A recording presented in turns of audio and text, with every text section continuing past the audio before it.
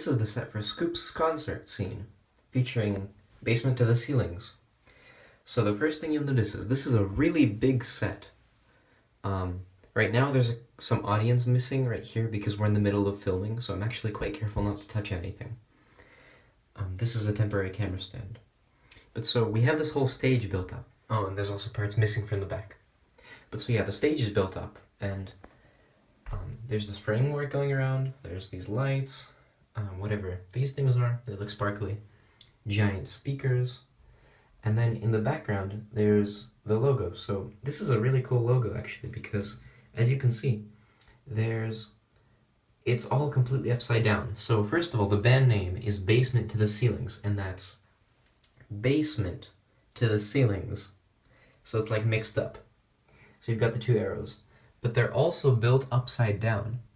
And the reason for that is because the purple arrow parts, we didn't have any of them inverted. So I figured, oh, okay, we'll put the logo upside down. And it kind of works too, and it just adds some of the upside down reversed humor, I suppose.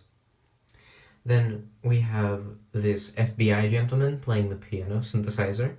We have Scoops the robot singing. We're not sure if this is Bobby Q, this might be. And then we have the drummer back there with the drum set.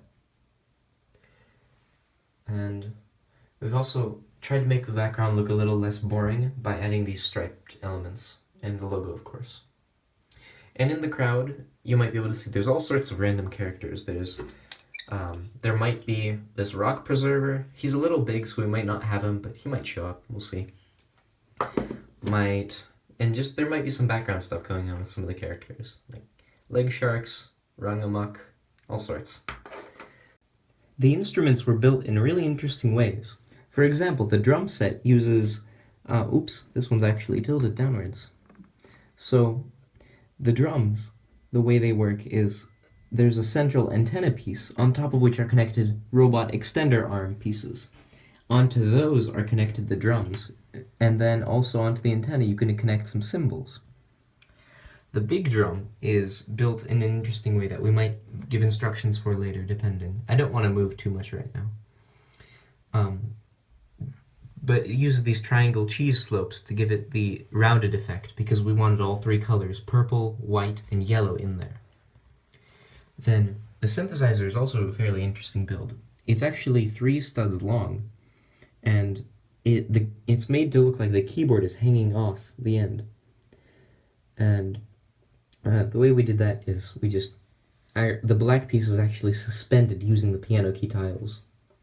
There's also some sheet music on there that the player can read while he's playing. And the sides have these triangular parts that are new, which we just liked how it looked.